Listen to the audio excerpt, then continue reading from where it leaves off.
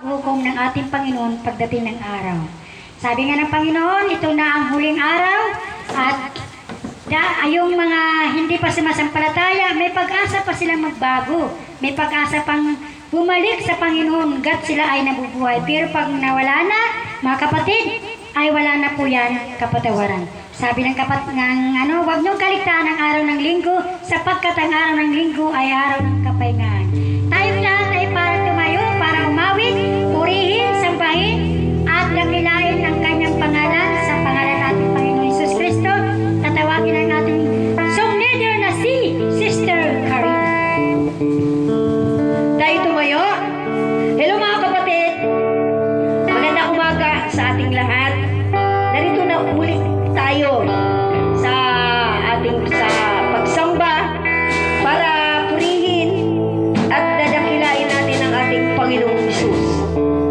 Sa oras na ito, nawa tayo lumapit sa Panginoon. Patuloy tayo magpasalamat kung ano mga ating natanggap sa ating buhay. Maliit man ito o malaki, dapat mo yung pasalamatan sa Panginoon. Diba? Dahil yan ang biyaya ng Diyos. Dahil hindi lahat. Minsan, maaga pa lang iba nang hinahanap Lalo na nga itong linggong ito. Ibang hinahanap. Kahit tayo mga Kristiyano, bilang Kristiyano, dapat naghanapin natin yung kalooban ng Diyos. Hindi yung kalooban muna natin ang siyang masusunod. Kaya sa mga oras na ito, patuloy tayong lumapit sa Panginoon. Awitan natin siya. Maaga pa lang, sambitin mo na sa iyong mga labi na, Lord, salamat. Nagising ako ng maaga. Purihin natin ang Panginoon. Sa umaga'y pagkagising, ngalan mo'y pupurihin. Puso ko'y laging may awit para sa'yo. Lagi kong nararanasan, katapatan mo'y walang hanggan. Pag-ibig mo'y laging sariwa sa araw-araw. Minsan pa, sa umaga'y pagkagising, ngalan mo'y pupurihin. Puso ko'y laging may awit para sa'yo. Lagi kong nararanasan, katapatan mo'y walang hanggan. Pag-ibig mo'y laging sariwa sa araw-araw. Di ako magsasawa, purihin ka. Buong puso't lakas, minamahal kita. Laging aawitin pag-ibig mo sa'kin, Panginoong Hesus. Purihin ka, di ako magsasawa, Panginoon.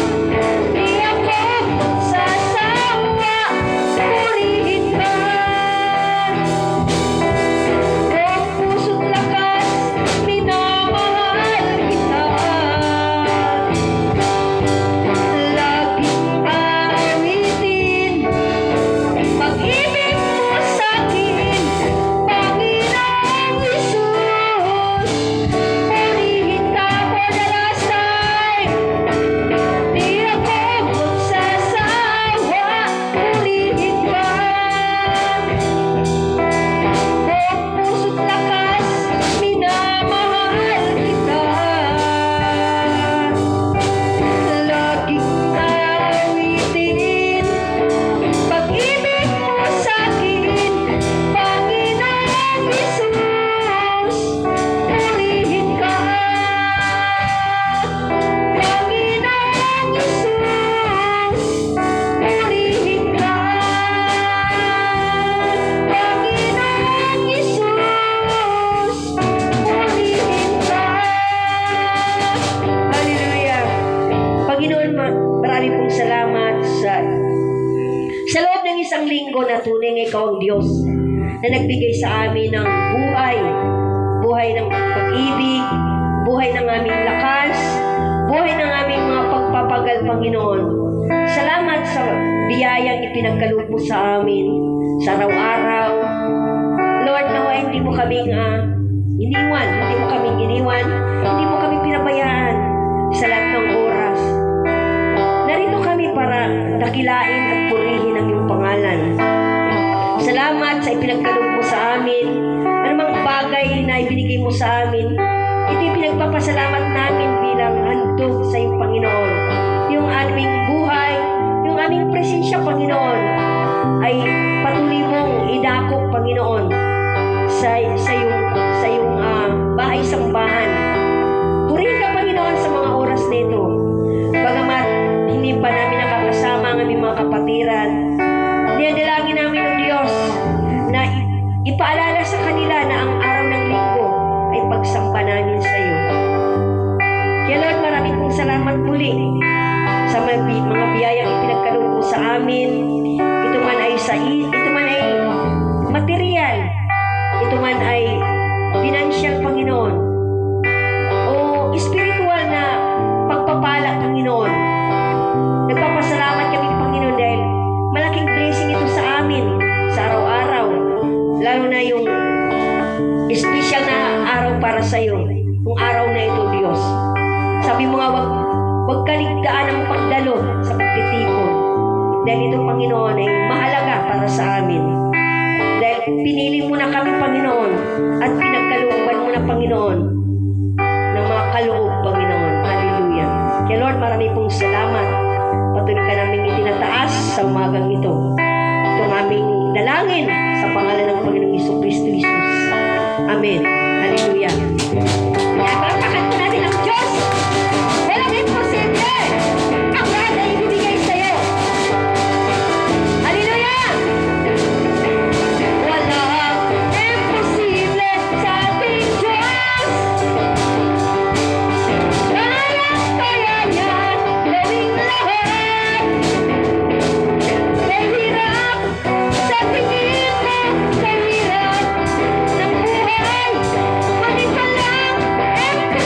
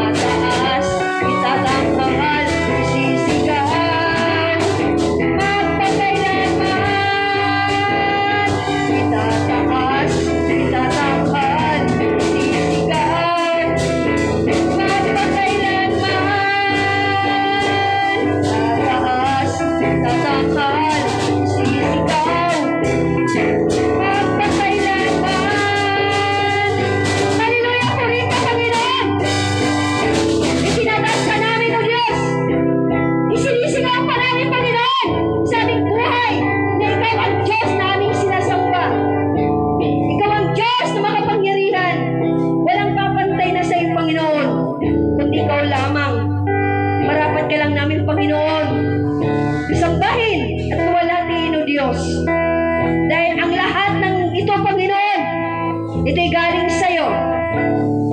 Hallelujah. Kaya Diyos, patuloy kami nagpapasalamat sa'yo. Hindi lang sa mga bagay na aming natatanggap. Hindi lang mga bagay na pinansyal na aming nakakamtan. Kundi nagpapasalamat kami, Panginoon. Dahil narito kami. Buhay na buhay pa. Para sambahin at buwalhatin, O Diyos, ang iyong pangalan. Kaya Lord, wala na kami bang may dadahilan pa. Wala na kami may hiling pa, Panginoon. Dahil ipinakita mo na, Panginoon, ang iyong kapangyarihan. Binuksan mo, Panginoon, ang aming mga mata para makita, Panginoon, yung mga bagay na hindi namin nakikita. Yaon lamang, Panginoon, na ibinigay mo sa amin yung mga matang pang-espiritual, O Diyos. Lord, aanin man namin, Panginoon, ang mga bagay dito sa lupa. Kung ang aming kaluluwa naman ay mapapahamak. Lord, salamat dahil binuksan mo, Panginoon, ang aming mga puso. Binuksan mo, Panginoon, ang aming mga mata para makita namin, Panginoon, na yung kapangyarihan. Lalo na, Panginoon, ang iyong mga salita na nagbibigay sa amin ng kalakasan sa aming mga espiritual na buhay. Salamat, Panginoon. Bagamat wala kaming kayamanan dito sa lupa, pero naniniwala kami, yung kayamanang ibinibigay mo sa amin, Panginoon, ay walang kapantay. Hindi masisira at hindi kukupas, Panginoon. Yung kayamanang yan, Panginoon, ay makakamtan namin, O Diyos, doon sa kabilang buhay. Hallelujah. Kaya Lord, marami pong salamat. Patuloy kaming lumalapit sa iyo sa buhay na ito. Hallelujah.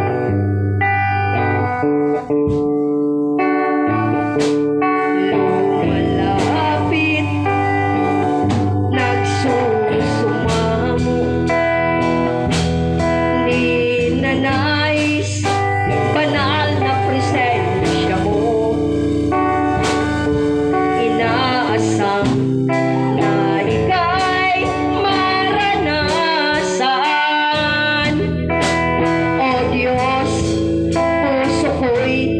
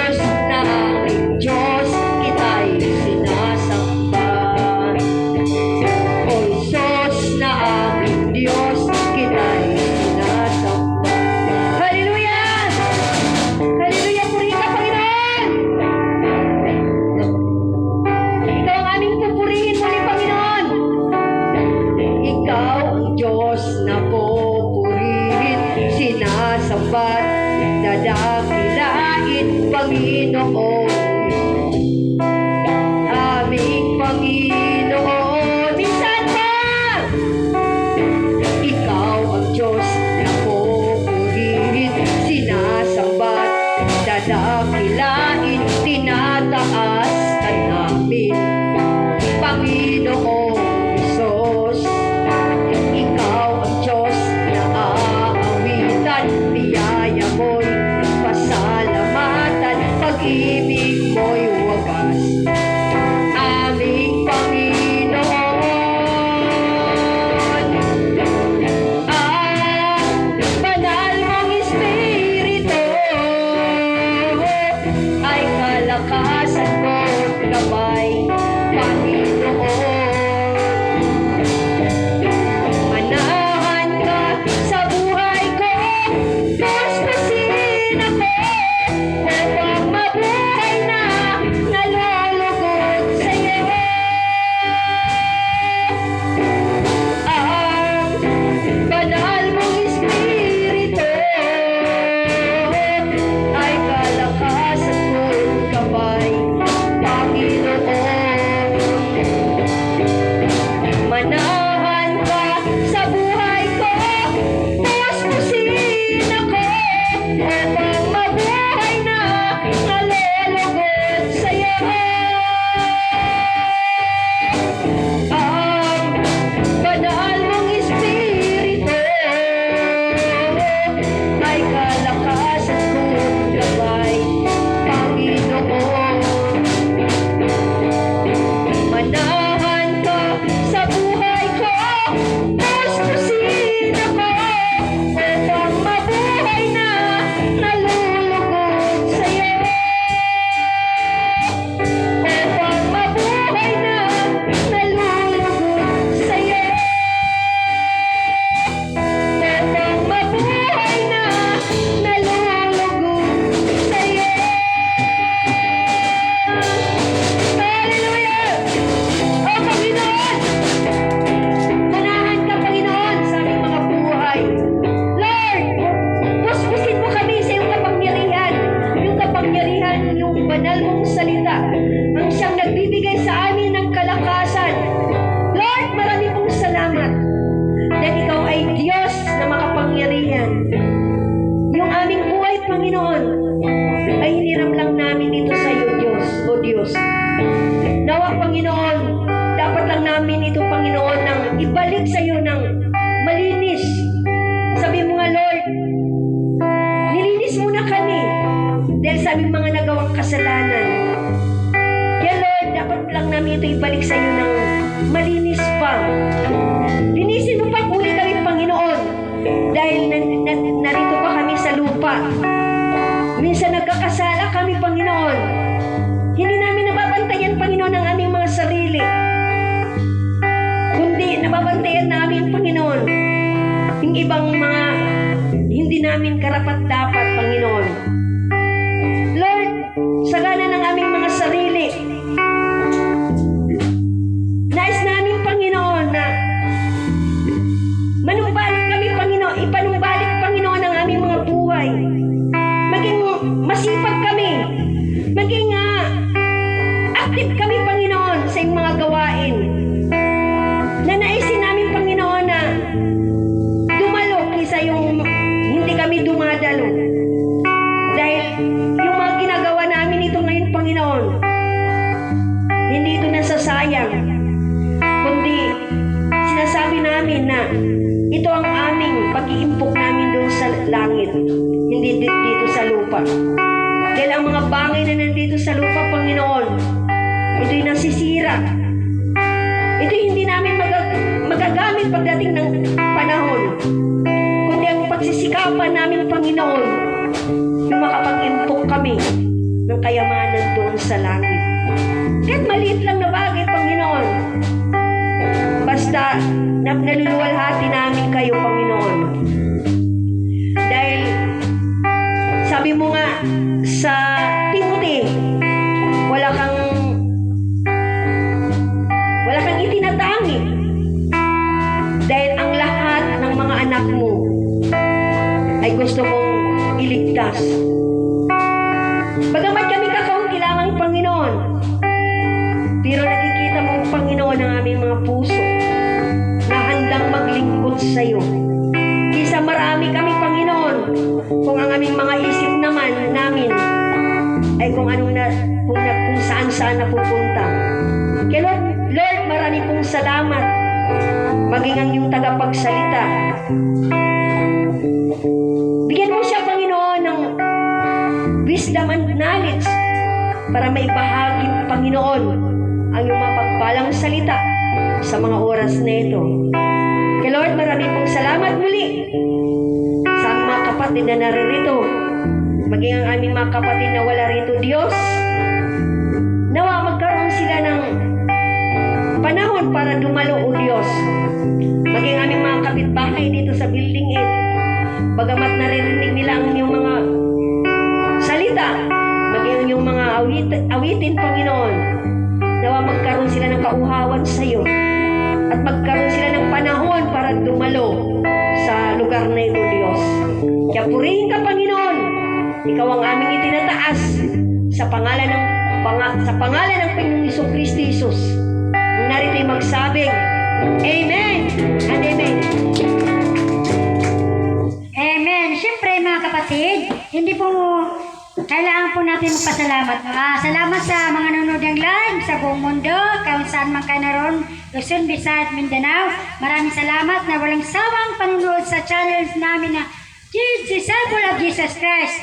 Ito po ay hindi po kayo malulugi. Kumbaga sa lagi po tayong panalo kasi po pagdating po sa spiritual na buhay, pinaka-importante. Nakita mo ba yung, sabi nga ang buhay natin na hindi hawak natin, nakita mo ba yung galing sa Japan, yung umuwi na babae na 15 years siya sa Japan, pagdating sa bus pa lang, malapit na sa bahay nila, ay hindi na po siya nawala po siya ng buhay. Kaya nga, sabi nga, kahit saan po tayo pumunta, pag ang buhay mo kinuha ng Panginoon, wala po tayo magagawa. Diba? Ilang bloke na lang, dadating na siya. Pero nasa bus pa lang siya, ay hindi na siya inabutan ng buhay. Diba? Kaya po, hindi po natin hawak ang ating buhay. Sabi nga, maging handa po tayo sa pagdating ng ating parang sakuna yan. Lagi po tayong pinaghanda ng ating Panginoon. Kaya po, lagi po tayo magpasalamat, lagi magpapakumbaba at higit sa lahat, maging mabuti po tayo sa ating kapwa. Yung pinaka-importante. At hindi lang po yung mag-impok tayo ng kayamanan. Saan bang kayamanan? Sa puso yun eh. Hindi po yung kayamanan na material na bagay ang iimpukin mo. Sabi ng Panginoon, mag-impok kayo ng kayamanan sa langit, hindi yung kayamanan sa lupa. Dahil sa lupa ay maraming magnanakaw at mga insekto naninira. So, ibig sabi ng Bible, yung sa puso mo. Diba? Sa puso yan eh, hindi yung sa mga bagay na mga material na rito sa lupa kasi iwanan din natin eh. Pinanganak ka ng hubad, aalis ka ng hubad. Diba? Kaya po, sino po ang pinagpala sa isang linggo para magpasalamat at tumayo dito sa harapan ng ating Panginoon? Siyempre, unahin ko ang ating brother, si Brother Girian. Oh, yes.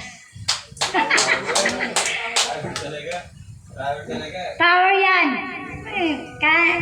Nakita ka rin nakaraan yun, madaling araw. May kasama ka ba nun, sis? May kasama ka? Wala. Nakita ko mayroong kasama. Hoy, huwag ka magsisinungaling.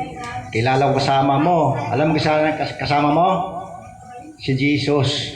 Kaya huwag ka magsisinungaling. No? Power, no? So, yan.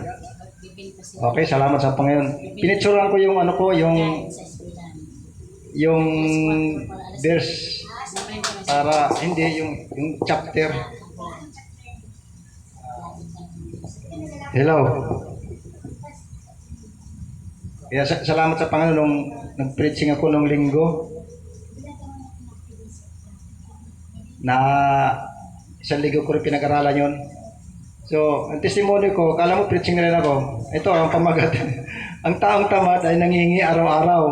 Ngunit ang matuwid ay di nagsasawa ng kabibigay. May nakuha kayo doon. Hindi pwede po yung nagbibigay lang tayo. So, may nakuha ko dito. Ang salita natin, mabuting salita, nagbibigay rin po yun. Halimbawa, example, nangyari ito eh. Example lang muna no, kay Brother Ramon. Mabilis ang anulis pa ng Panginoon eh. Umikot ako doon nung hindi pa nasusunog. So ganito po yun. Naglalabas siya. Alam sabi niya, sa kalalaban niya, tatanda ko sabi niya, ang dami ko nga bro labahan, dapat wala na itong mga labahan, dami na. Wait lang. Nawawala ito siya. So yun, di siya kaikot ko. Sabi niya, dapat wala na akong mga labahan kasi nag-isa lang ako eh. So napakabilis ang resipan ng Panginoon, no? So ang salita, hindi lang nagbibigay ka sa bagay, ano yun, may salita yung binibigay na maganda. Sabi ko naman, maganda nga, may linalabhan ka eh. Di umikot na ako. Alam mo, pag uwi ko dito, di ka ikot ka kasi nag-ano ko ng Beta Plus. Nag-ikot ko kasi plus pickling yun, yung tawag may mga sakit ang target ko. Sabi sa akin, may sunog sa aroma. Hindi ko maniwala, sabi ko, gagagaling ko lang sa aroma eh. Wala sunog, sabi ko, wala. Hindi meron. Kaya yung inland, sabi ko, sabi ko, hindi bumbero. Hindi meron, nakikita mo sunog. Pag silip mo sa bintana, sunog nga. Saan yun? Sa 13. Naisip ko kay Brother Naisir. Paano kung dami na palang doon mga tao. So, yun, mabilis. Nandiyan na yung din naman sabi ko, la. So, yan. Kaya alam mo yung mga pagbibigay na yan, mamagad na salita yan, hindi lang sa nung bagay, sa anong bagay na pagbibigay. Hindi lang sa anong bagay sa pagbibigay. Kaya marami tayong mano sa ito, yan, iba sinabi rito. Yung pagbibigay. So kahapon, pumunta kami ng office. Nagsalita yung upline ko, yung kakilala ko sa Beta Plus. So tatawid kami ng overpass. Pagbaba namin, may nakamoto doon. Sabi sa akin, ay power. Sabi sa akin, upline, ingat ka. Di pagdating sa may maganda salita niya, kasi yung salita pagbibigay eh. Sige, okay lang pastor. Sanay na ako dyan. Di pagtawid ko sa memorial ko, so, di ko kalain, mayroon sabihin, power, bigla siyang bumangga sa motor, bakag.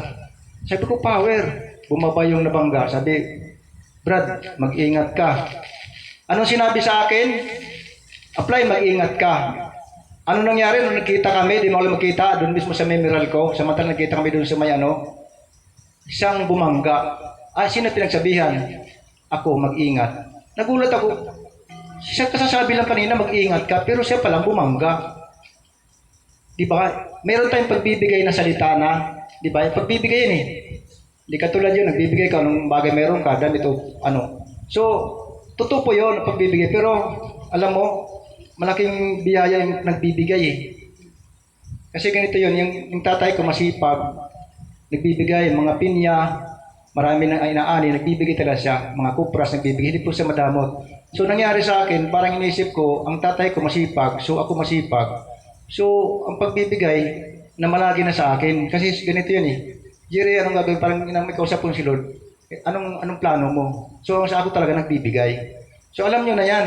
Alam yung ang buhay ko sa pagbibigay. Kaya nga dito hindi po di tayo lang maging tamad eh. Kasi ang taong tamad ay nanghihingi araw-araw.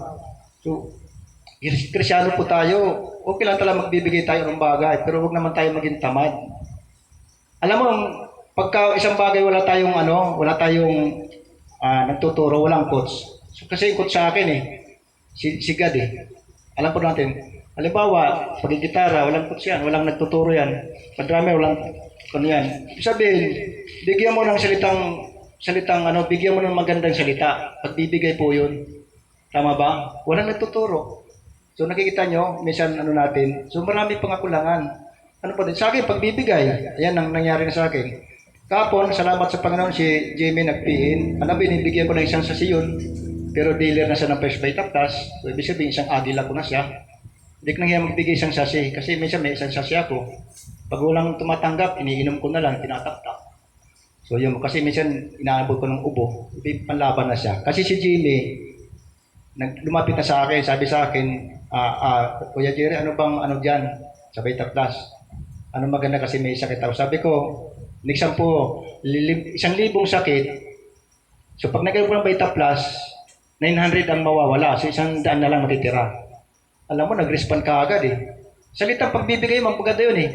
Sabi ko, kung 100 ang sakit, 100 ang bakterya mo, 90 mawawala. So may 10 ko na lang. Lahat ng mata may bakterya, good at saka bad. May bakterya, mabubuhay po tayo. So napakandang binigay na salita. Ano siya, check up. May sakit siya, may diabetes, tapos may sakit sa abdo. So para sa sakit namin, pinakita ko, nilaraga ko sa itong sakit ko. Nag-beta plus ako, gumaling. Salamat sa Panginoon kasi salita nga, pagbibigay. So pag mayroon ko yung binibigay sa inyo, tatanggapin nyo, malay natin, hindi natin alam, padala ni God yan.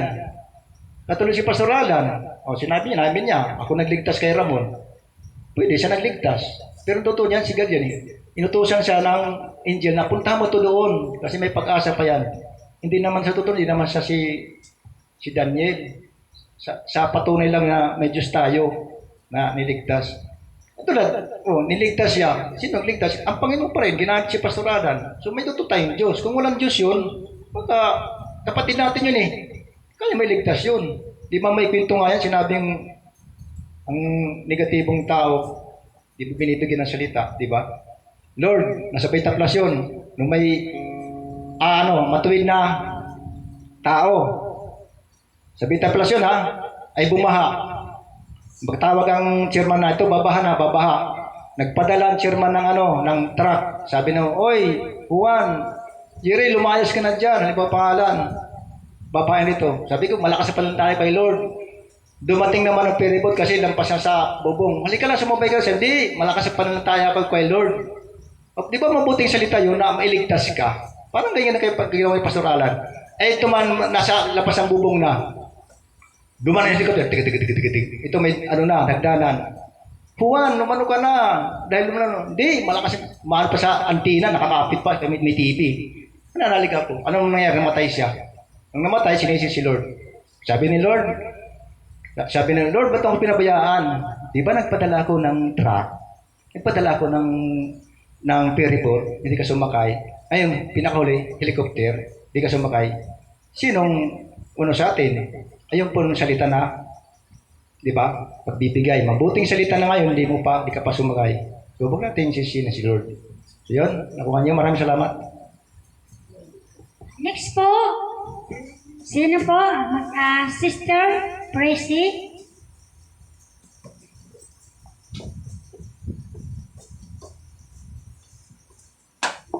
Purihin ng Diyos.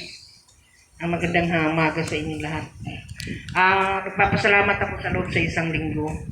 Another naman 56 years. Ako ng August 16. Noong ako nagpapasalamat sa Panginoon na binigyan niya akong kalakasan at binigyan niya ako ng malakas ng spiritual. At lagi ko na akong kumakain na araw-araw ng salita ng Panginoon. Bukod ako nagpapasalamat sa Kanya. Dahil yung tayo po ay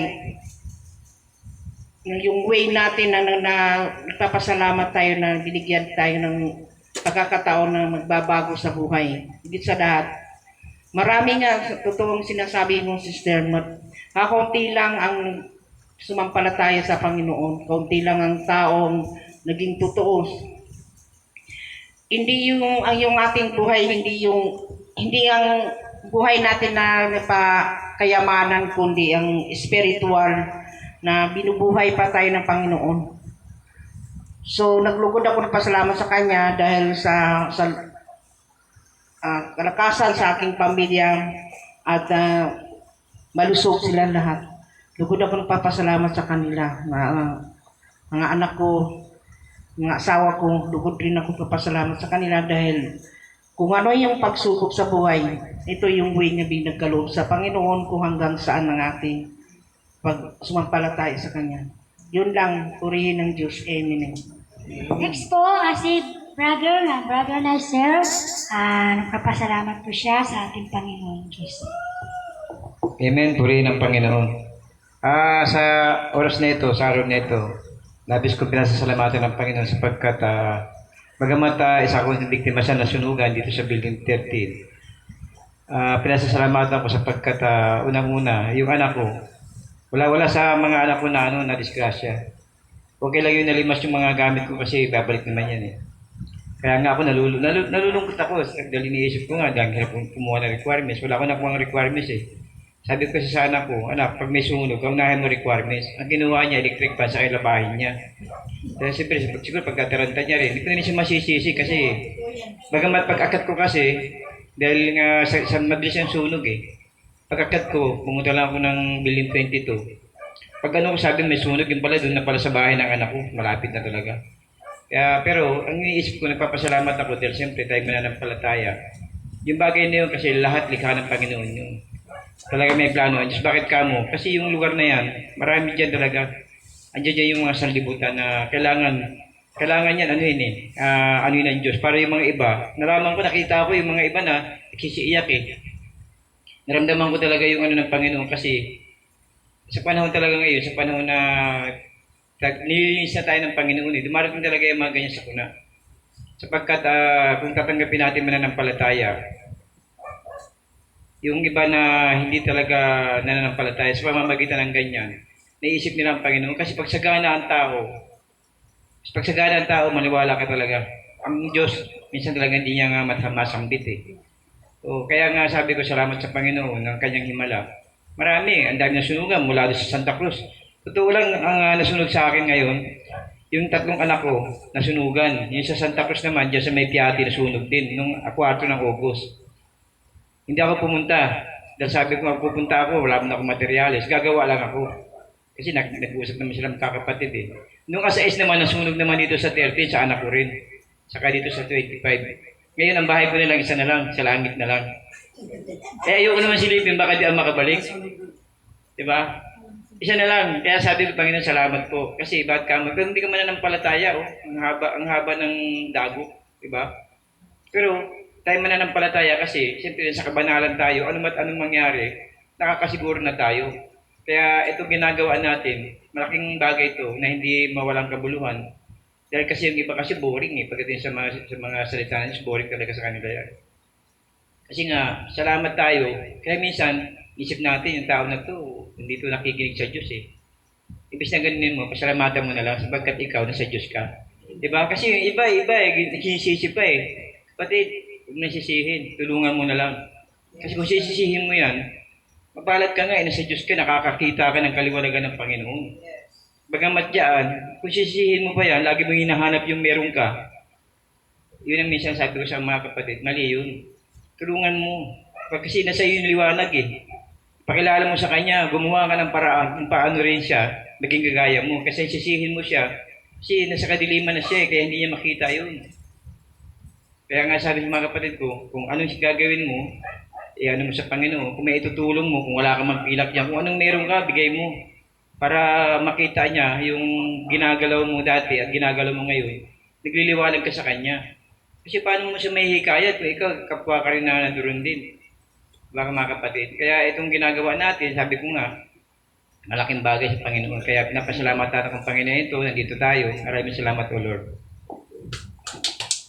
Next, Mother, magpasalamat. Ha?